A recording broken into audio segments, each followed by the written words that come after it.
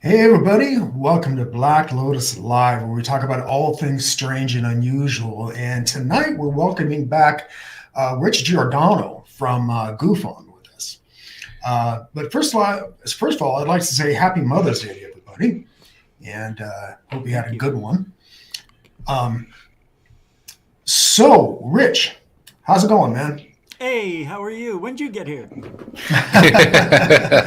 How you been? How's the channel going? It's up and down. It's YouTube, so at least we're not going backwards yet. Yet. Not yet. Being the operative word, yeah. It feels like it. Well, ever since I got the strikes, I don't know, the algorithm has changed, so I'm fighting that. Yeah. We were rocking and rolling for a while, and then boom, it's like almost starting over. It took me a year back, basically. Yeah. But you got your audience back pretty quickly. See, you would think so, but not really. Mm-hmm. I don't know where they are. I don't know. I don't know if it's this week or the time slots change, and there's a lot of shows on when I go on. I know there are, but yeah, when you go from seeing almost a couple hundred live every night to 130 to 40, something's weird. It's like I lost all those people because I didn't like Lou. Yeah. Maybe. I don't know. Do you think maybe they'll come back? Do you think it's a reminder? Yeah. Do you think shadow banning had anything to do with it? Yeah, possibly.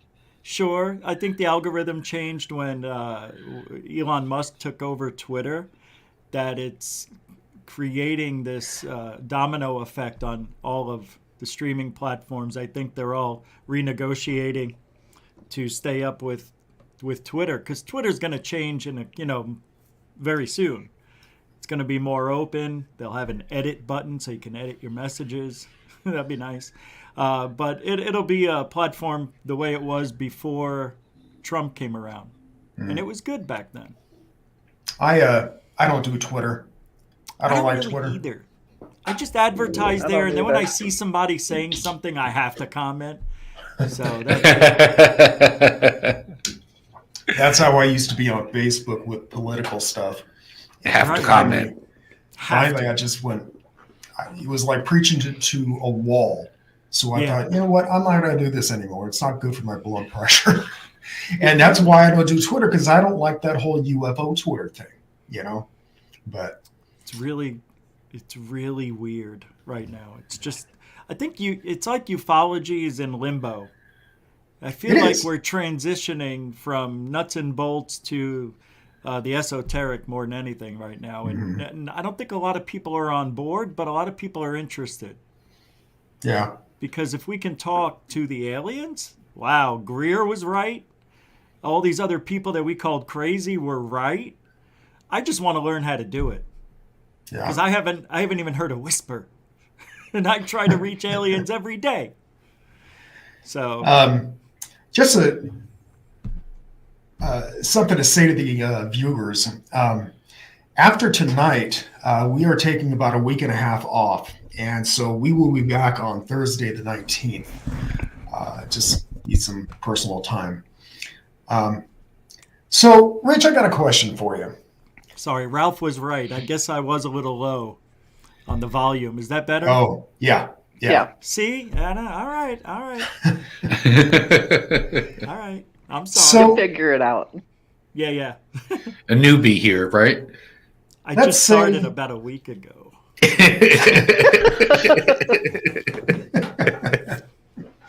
How long have you been doing this, man? 18 years. This April 14th it's been 18 years. Wow. Wow. And you started out in radio, right? No. Oh, you didn't? Okay, Actually, I've been doing the radio gig, this type of thing, for 16 years, but been in ufology for 18. Oh, okay. But 16 years That's is still a lot. You know, it's almost a lot. 2 decades, yeah. It started off as a recorded program because we didn't have a live platform back then. Blog Talk Radio didn't even come around, which was the very first platform where you get your own 800 number and chat room where it's live during the show. And it used to be free. And then they started charging for it when they sold out. But I started out doing a 3-hour recorded show with Jeff Willis, another, from Phoenix, another ufologist who has been in the field forever. And my very first interview was John Greenwald Jr. And ever since then, we did 10 of those, and then Blog Talk Radio was around. They actually asked me if I wanted to join the platform because they had seen the show or whatever for their paranormal. I was like one of the first podcasts to be on there. So I got it free, and I had it free forever. But yeah, it was really interesting going over to Blog Talk Radio and doing it live. Because editing, even when I did the edited show, I didn't take anything out or say, "Oh, I can't say that." It was 3 hours, and I left everything in there. And and then Blog Talk Radio, I did it every Sunday religiously, for years, and we were the #1 show for like the first 5 years in the paranormal genre. And then Open Minds came around, and I did some other things. Yeah, so yeah, it's been a good ride, man. If you listen to the very first show, sounds just like the one I did yesterday.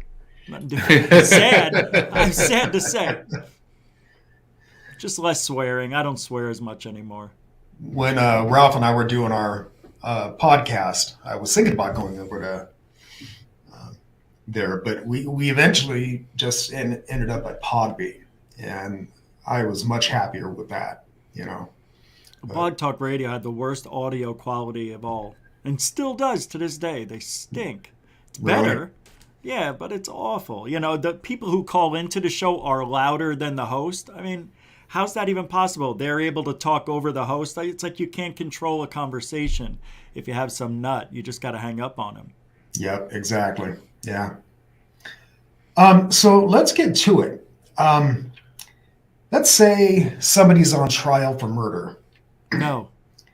And, but the prosecuting attorneys don't have any evidence. So with no evidence, you've got to acquit, right? You would think. But the person's still dead. So, but that's the way it works in the American justice system. Not so in the paranormal world. If you don't have any evidence, people automatically assume that you're lying, and it's really difficult to get good evidence.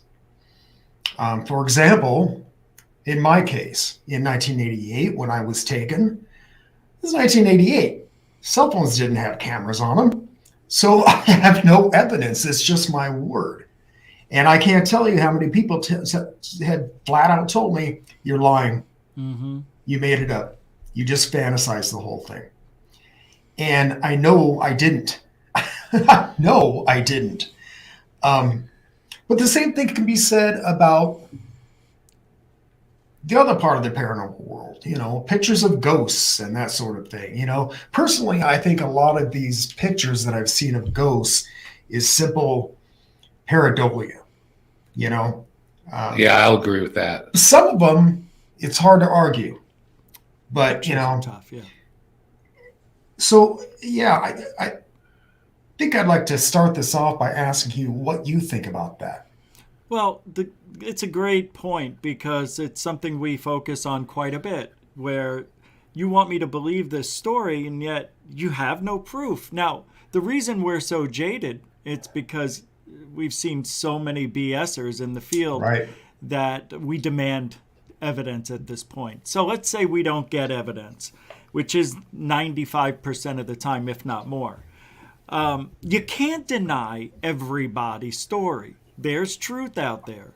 And if you take everybody's stories and you put them all together, there's a lot of truth in there with some, misrememberings and things of that nature, and hoaxes and lies and whatnot. But I think generally people are honest about what they think they saw and experienced. And I like evidence because even 16 years ago when I started doing these shows, people had cameras. The camcorders were still, a couple $100, but there was no high def. There was high 8, and the evidence was just like it is today, shaky, just far enough you can't see it. So we're working out with this. We're working with the same stuff we did 15, 20 years ago, 30 years ago, and that is the people. And if you hear a lot of people, including myself, we say that the public is going to bring disclosure. We're the ones that are bringing disclosure, not the government. And why is that? Well, the government hides everything and lies about everything and automatically assumes a threat because they have to. We pay them to do that, and I understand that. But even with these Tic Tacs that they all said they saw, the pilots, Fravor and Brian Graves and a couple others, Cahill and Day, on the radar, you and I and everybody here has never seen one video or a picture of the Tic Tac yet. Haven't. No video. It could just all be a story. But if we take their stories from the Navy, the Air Force, the government, the publics, and you put it all into a big bowl, there's a lot of stuff there that you can't deny is happening. It's just, how do you pick through and know who's being 100% honest? You look at the person, you look at their history. Do they take some drugs, for whatever ailment they have? Because there are some drugs that you can take for pain and for other things that may make you hallucinate. If you take alcohol or other medications with it, of course, it amplifies it. But there's a lot of problems without evidence because it's such an enormous claim. That's like saying, I talked to God yesterday. Oh, you did? Yeah? What do you have to say? You won't believe it, but our technology is going to kill the planet. And it's like, well, can I talk to God? No, just me. You'd be mad. It's like, come on, man. That's not cool. So that's what Greer has to deal with. Why do you say you can talk to aliens? Oh, no, I don't say it. I have all these people here around me, he says, have had experiences talking to aliens. So, by the way, that documentary will be coming out with Greer about the CE5 from the Cousins brothers by year's end, I think. But I thought it was coming out sooner than that. It might be. I'm just giving them a little slack because, they may be editing it, and they'll probably edit it all in a couple weeks to a month, but it takes 6 months to 9 months before it goes through, the ringer of being if it goes to Amazon, they have to make sure quality assurance and all the sound works and everything, and all the video's perfect. So it does take time to go through the process. But without evidence, guys, gals, everybody in between, we just have to make our own judgment call. And there comes in critical thinking and everything else, and research and your history and how you do your research. And a difference on every. I'm sorry? I was going to say, and a difference on every case. Yeah, I know. Everybody's different. But, yeah, go ahead. I'm sorry. Well, the three of us saw, I don't know, did we call it a Tic Tac or it looked like a cigar or some kind of thing? Yeah, it was like a cigar. And all three of us tried different devices, and none of us could get a picture or video or anything of this thing. Couldn't get it in frame. It was day. Yeah. Interesting. It was the weirdest thing. It flew like right over our house. We've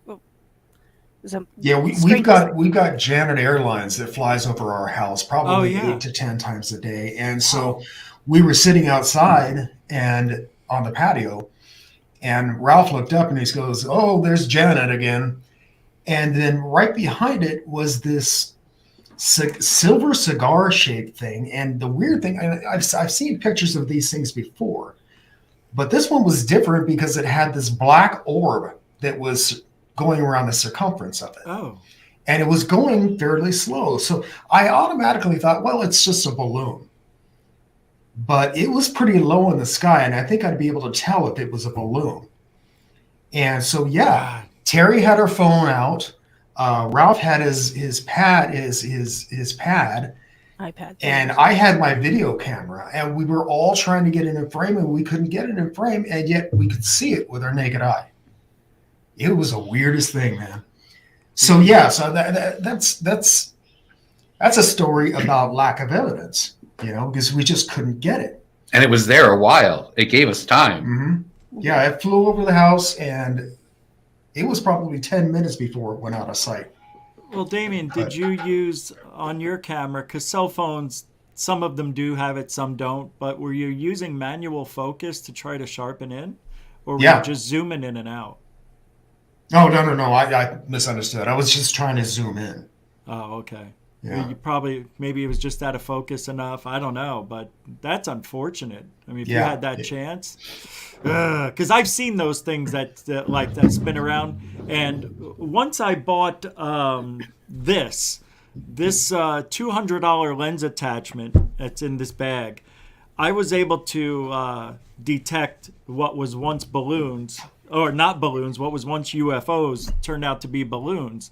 And this little sucker right here helped. It's unfortunate that you couldn't get that. It's just out of focus. But I've seen those, and it turned out to be balloons. But I don't know what you saw. I wasn't there. Yeah, I know. God. And you said it was right behind the Janet flight, like following it, or? Yeah. It was probably, I'm estimating because, it's in the sky, but I'm estimating it was probably only about 100 feet from the plane. Oh, wow. But like I said, it went slow, so the plane kept going. But yeah. Damn, all three of you were trying too. That's frustrating. Oh, man. Right? So you had a sighting. There's a perfect example. You don't have, and I've got those stories too, and I never talk about them because nobody's going to want to hear me saying, oh, I saw this laser beam come out of the jet and it went right to, nobody's going to believe me when I tell them that story. But that's one of the stories that I saw. And I never told that one, but it's a good one. But I there's so many things we don't understand what we're seeing at a distance either. It's hard. Well, I remember you telling a story once about this ball of light that went through your apartment, I believe, when you were married. And I mean, were you able to get a picture of that? We were all sleeping, and around 11:45, my dog, who was still a puppy, woke me up, and I heard, I thought he wanted to go out, and then I see something in the backyard.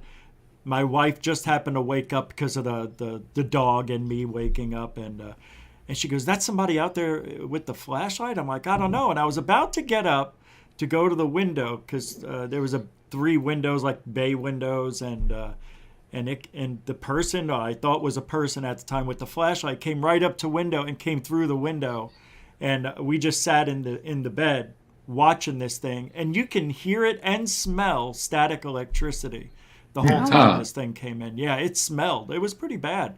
And the dog sat there watching it. I remember looking back at my wife, and her eyes were like this, and we just watched this ball of light go right past us into the bathroom, into the closet, and you can hear the hangers moving around, and you see this light disappearing, and the angles going into our. I'm like, she's like, what is it doing? We were just remodeling the bathroom too, so it's not a bathroom we were using, but that's where our clothes were. Went in there, came back out, stopped at the bathroom mirror, big wall mirror.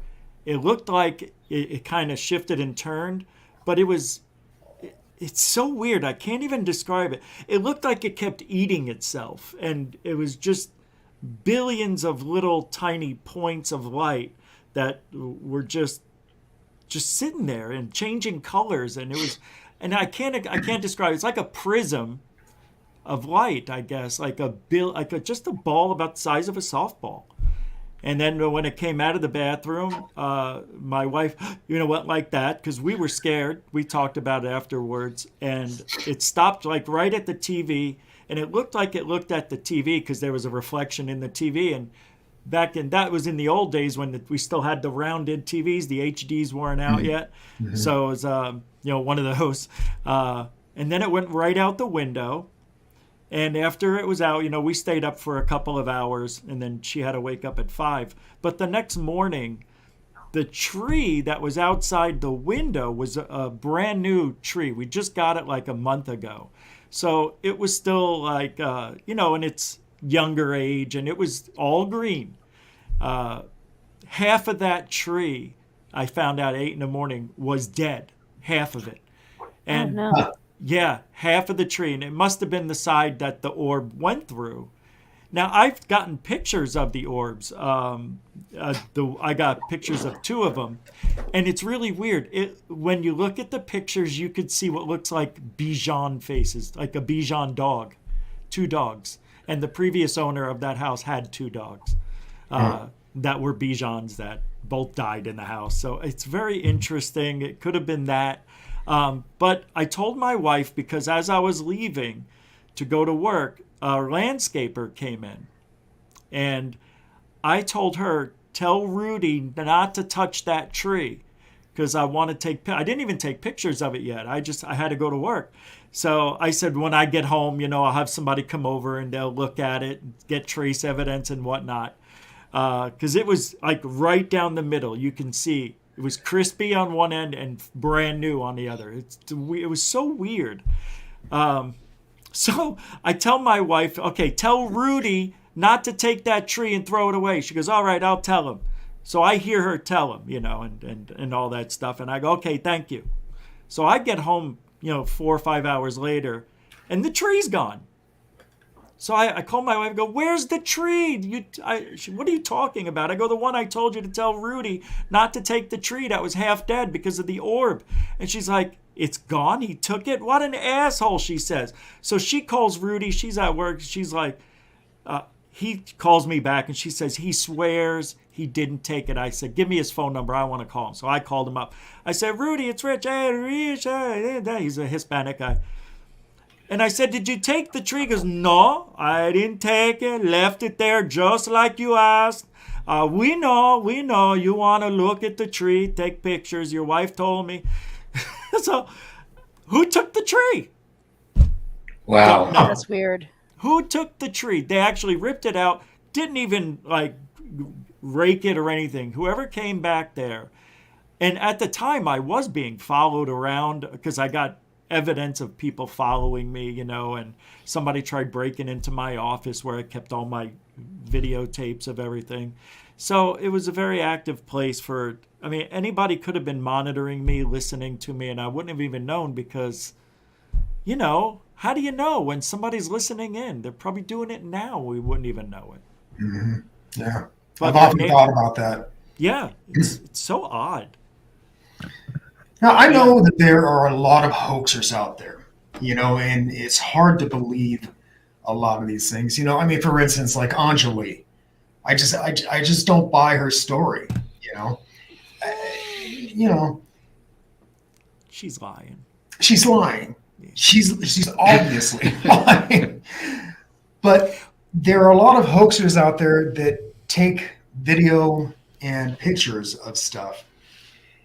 And I think I told you once, it's hard to take a picture of like a ghost. Ralph Terry and I had a shadow person here for a long time, but it was there 1 second and gone the next. Mm-hmm. And so it's not like you could whip out your camera, Impossible. Right. Yeah. But there are a lot of pictures out there of both UFOs and ghosts that are obviously hoaxes, why can't anybody seem to get a clear image of anything, even things like Bigfoot, they're all fuzzy. With today's technology with cameras, with these high pixels, it just seems ridiculous that nobody can get a good image of a UFO, for example. You know, the Bigfoot thing, there seems to be some videos that have just recently been shared on the internet that don't look too bad, but in my, when I look at it, I see it looks crappy to me. I mean, it looks like a suit. I mean, but, and then some of them I'm like, I just don't know. I don't know. It looks like it could be a monkey.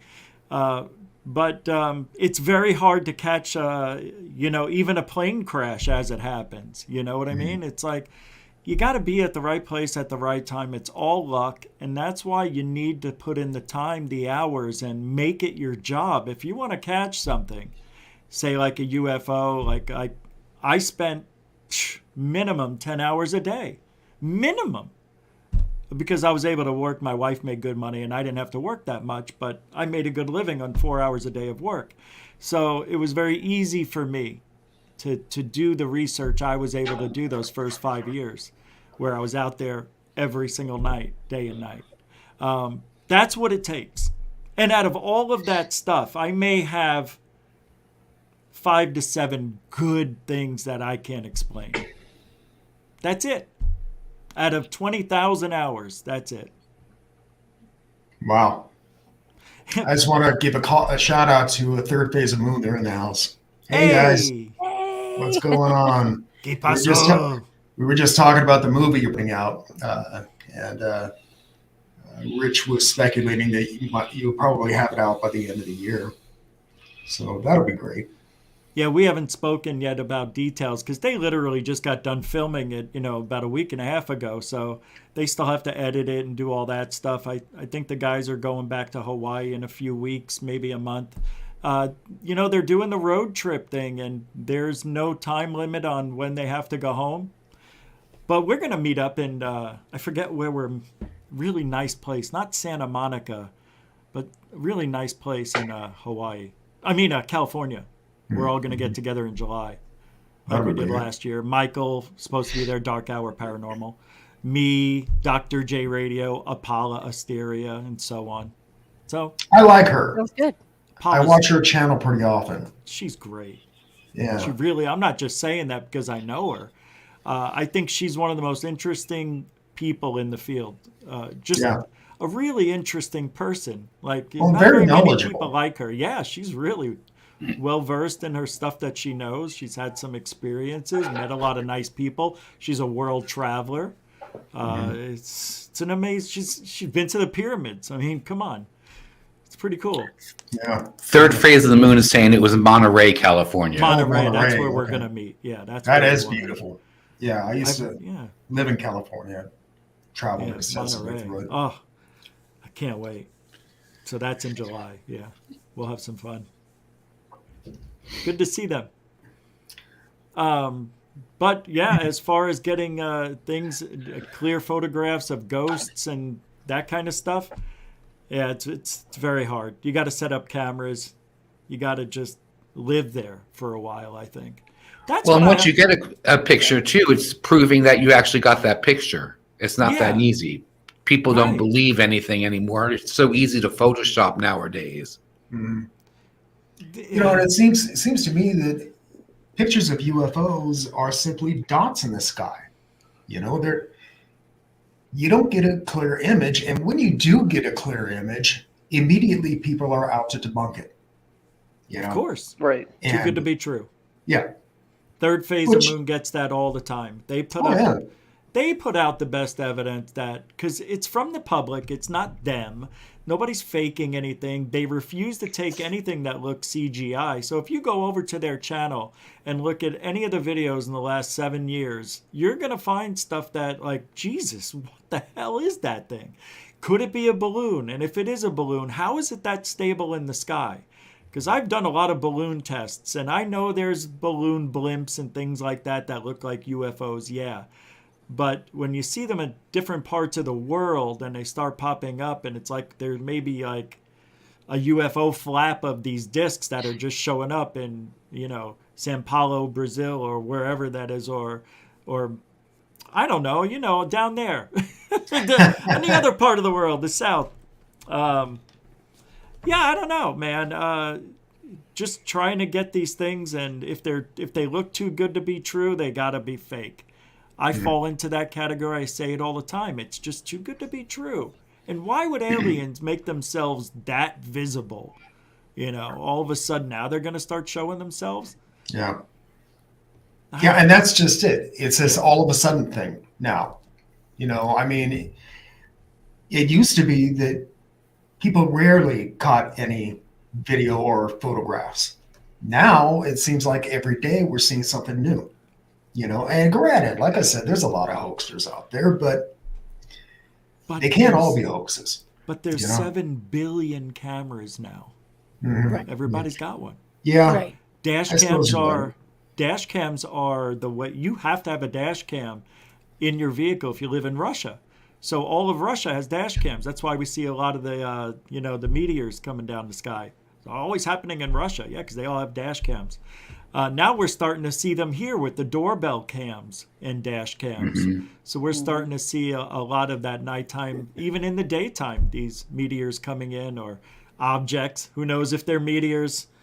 Kind of like what I'm doing on my show tonight, talking about over 100 UFO crashes documented, over 150. That's a lot of crashed UFOs for high technology. It's just ridiculous. It's like, why are they crashing? Kimberly, do you have questions? No, I was apparently my mic was not working, and it is now. No. Okay.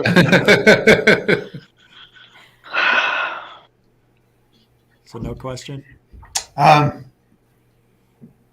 if you don't have any questions, I think tonight is going to be a short show because there's only so much we can bring up in this topic. What? Oh my goodness! Yeah. No, we don't. Yeah, we don't have to stop. Tell us a story.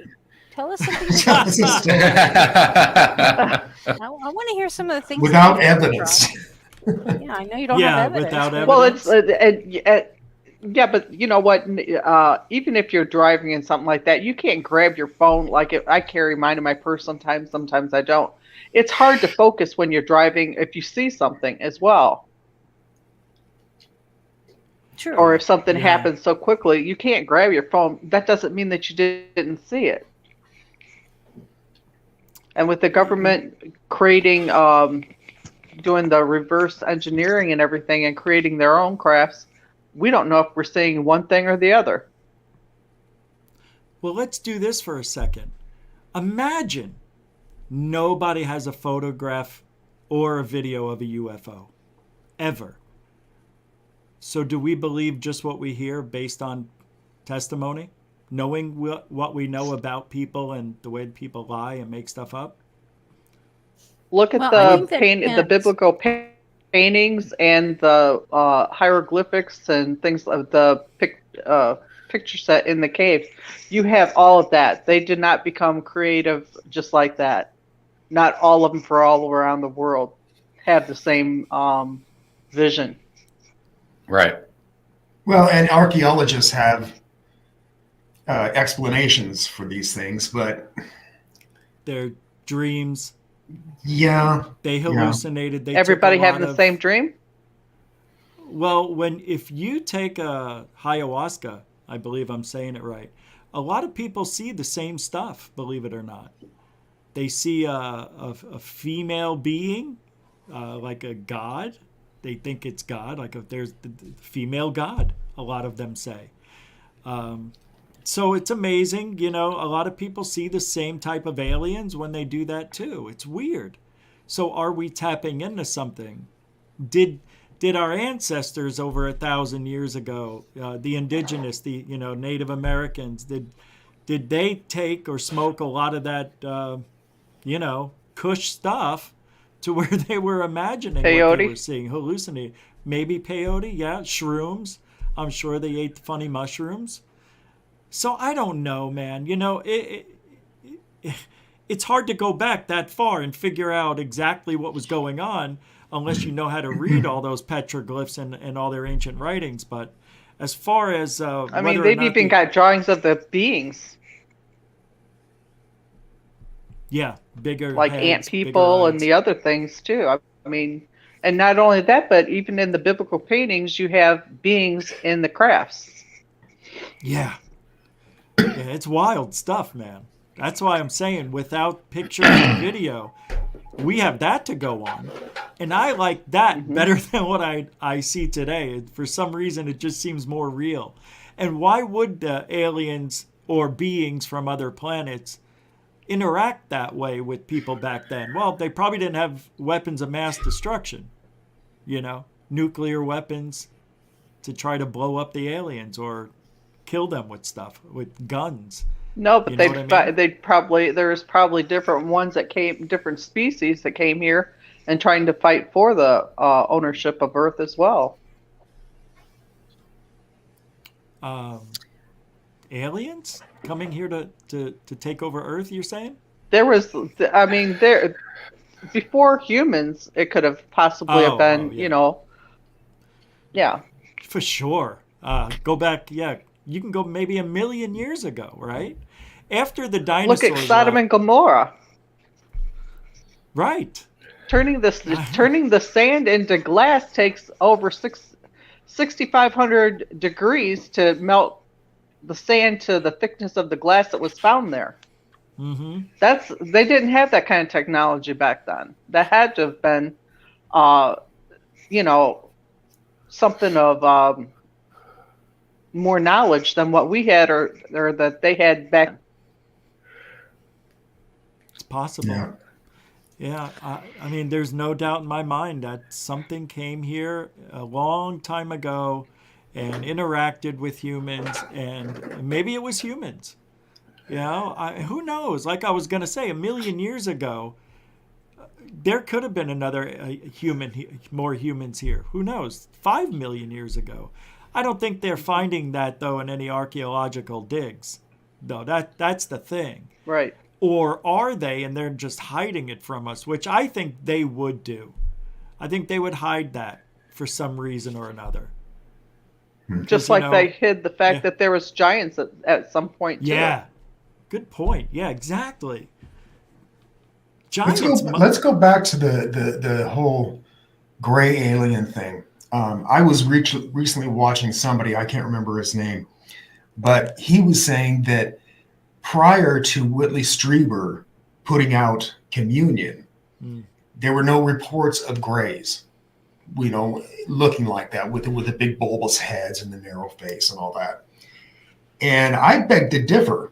Yeah, that's not true. Because, like you said, there are hieroglyphs, or not hieroglyphs, but petroglyphs? Yeah. Petroglyphs, yeah. Depicting these things, from forever ago, So he was saying that he was explaining that that's why there are so many reports of abductions by the gray aliens because of Whitley Strieber's his influence description. Yeah. Everybody wanted a piece of that Strieber pie. Right? I mean, don't you think that's what it's? Oh, wow. Oh. Or maybe that's when the Greys were really like interacting with humans. And, there was a lot of cattle mutilations back then that went unannounced. And then in the early 80s, Linda Moulton Howe and other people got into that. Then the crop circles were popping up, which have been around forever. But I think it's real interesting that with Whitley Strieber coming out with that book and that likeness of a gray alien, did that really kick off the craze of the big-headed aliens? It seems like it, but I know there were depictions earlier on. I could swear I thought Betty and Barney Hill talked about that. No? Am I wrong about that? Oh, yeah. No. There's depictions of other ones as well. Ruth Montgomery was one that communicated with those as well as a few other authors. Yeah. If you look at the way they depicted aliens on Star Trek, I mean, they look nothing like an alien gray. Yeah, right. It's interesting. Yeah, but if you look at all the stars in the sky as well as planets, if you look at and think of one being for each one of those, they're not all grays. No, I know. Yeah, no. You think they would throw one in there though for good measure, like, hey. I mean, even the ones that they've come up with so far, there still has to be so many more. You would think. And could be hybrids as well. I would hope. I really do. John Lear, the guy who wasn't it the guy who just passed away, John Lear, yeah. Mm-hmm. He said there's over 1 million people on all different moons and planets here in our own solar system, and I'm like, wow.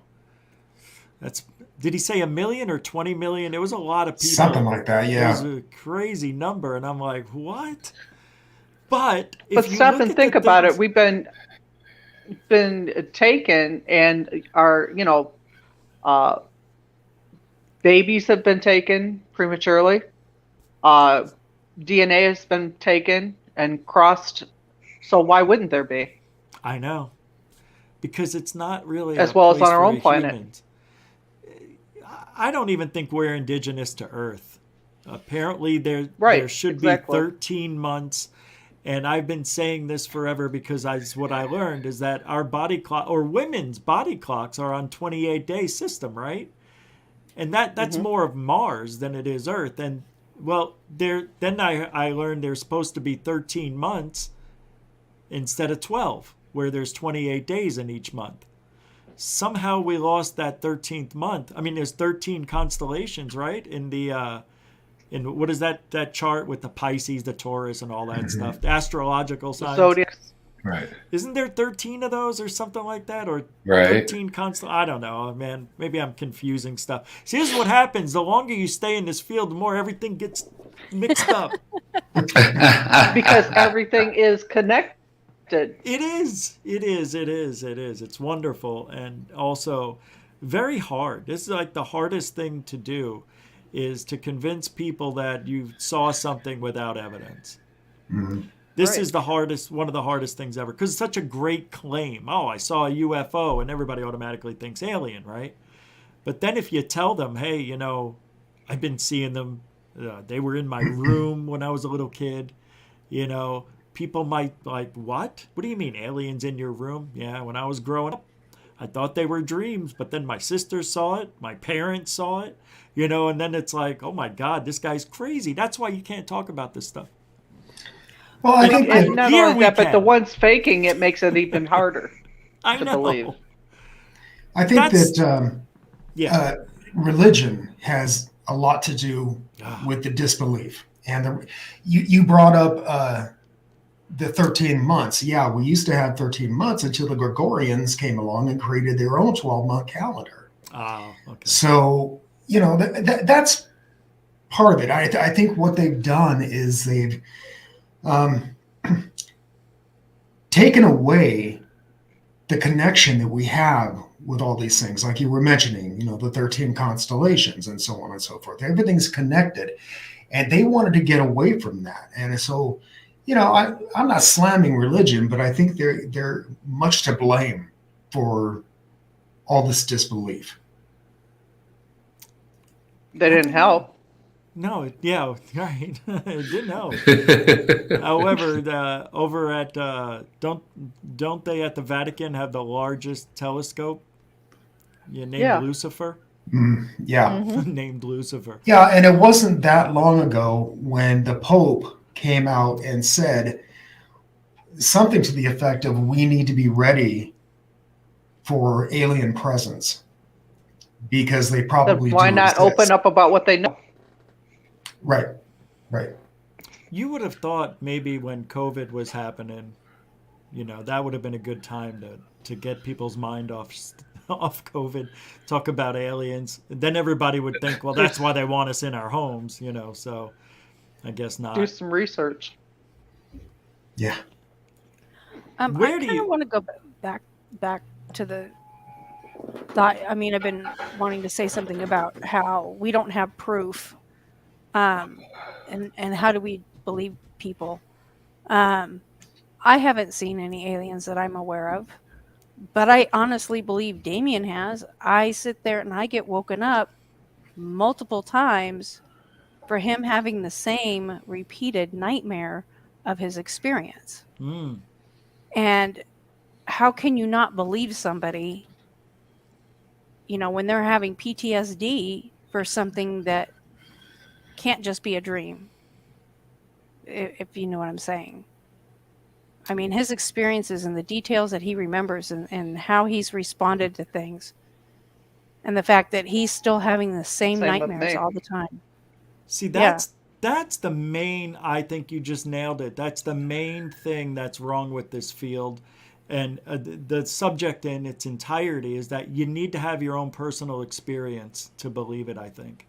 And you can still believe it haphazardly, without any proof. But once you have a, visitation or whatever it is you want to call an experience, no doubt in my mind. Yeah, you can't deny that. Yeah. And I don't care. And with all the experiences I've had, you can't deny them. Yeah. Yeah. I don't care if people don't believe me. I don't care who the hell believes me. I know what happened and the reason I tell my story repeatedly is to let others know that if it's happened to you, you're not crazy, and you're certainly not alone. This has happened to millions and millions of people throughout the world. Millions, yeah. And, we interviewed Terry Lovelace, and his story is so akin to mine. I remember he was on our podcast, and Ralph was sitting next to me, and he was describing what had happened, and I was sitting there with my jaw agape, just how closely it resembled my own story, And I got to tell you, before I remembered any of this, I didn't believe in UFOs. And I had never heard of black triangle UFOs or, I heard of abductions, but I didn't believe in it, So it's not like I was trying to copy somebody else's story. It's just this vivid memory came back to me. And I just want people to know that, again, they're not crazy and they're not alone. That's one of the reasons we created Black Lotus, is to let people know that the paranormal does exist. UFOs do exist. And so whether or not people believe you or not should not be your main priority. Do you feel like, because for me, I feel like I need to be doing what I'm doing. And it's such I don't know if it's a compulsion anymore. I think that the compulsiveness is worn off, and I'm on autopilot right now. But things turned nothing. I couldn't be doing this if I didn't do the things, or the things happen the way they did in my life, to allow me to have the time to research this stuff. Now, what makes me sad though is my father got me into this when I was very young, and he's going to pass away within 5 years probably, and he's not going to have an answer, although he'll have the ultimate answer. But I want him to know. It's like there's so many people that are in this field that think disclosure's coming, and next thing you know, they're dead and we never have disclosure. And that's what I'm afraid is going to happen to me in 20 years. I'm going to be in my 70s, and I'm not going to be any closer. Right. The only thing I have is my own experiences, and that's that. But that's what we all have. Right, exactly. And that's what I was going to say. The more of us that have experiences, we have more on the outside than the government has on the inside. Yeah, they don't have those experiences. Right. And it's not like they're going to disclose anything anyway. They're really nothing substantial. They came out with that so-called disclosure back in June, and the conclusion was, we don't know what they are. Well, yeah, you do. Yeah, you do. As long as you've been studying this thing, you know exactly what they are. And it wouldn't surprise me a bit. There's been so many bodies retrieved. Mm-hmm. They've and got like you a said, high Rich, body retrieval rate.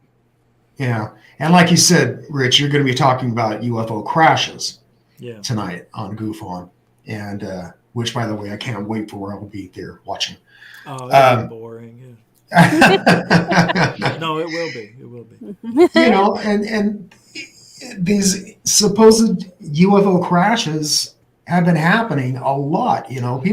When people think about that, they automatically just go to Roswell. Yeah. But I mean, there are so many more, Why? So they know what's going on, but they're not going to tell us. So we have to be the ones to talk about our experiences and do the research, because you're not going to get it from the lying government. We don't know how many has actually crashed that just got buried. We don't know how many that crashed in the ocean that just never was retrieved or whatever. We don't know that. Yeah. But what we do know is the ones that did crash and that were retrieved, there was also bodies that were retrieved, be it them dead or alive as well. That can't be denied. Rich, you were going to say something? Oh, I don't remember. Yeah, it was something. Sorry, honey. No. It's no big deal. Just going with the flow. It's a hard subject to convince people that don't believe anything at all. But yeah, it's all up to their own. We've said it before. They got to have your own personal experience. Unless you trust the person that's telling you the story as being 100% truthful. Mm-hmm. And it just may not be their agenda to really believe or know.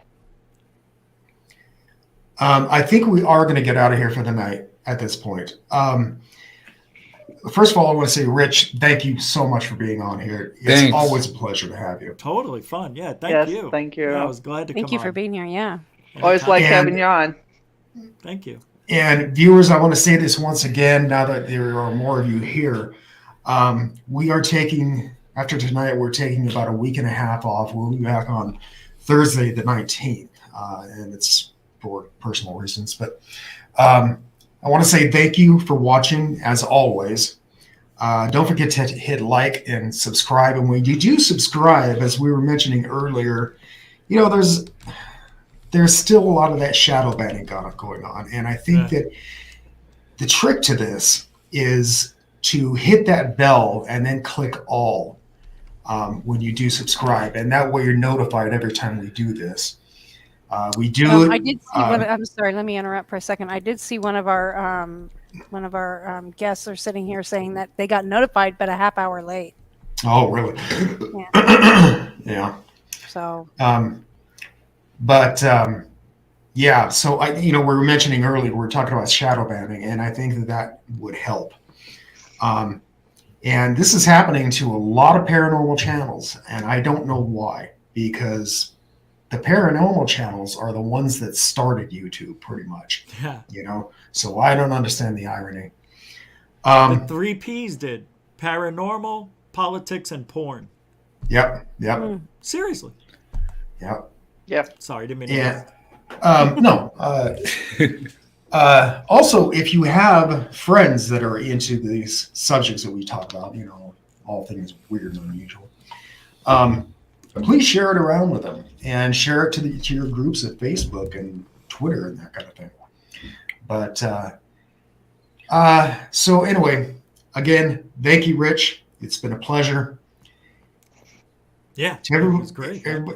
Everybody in the audience, thanks for watching. Until next time, keep thinking and question everything.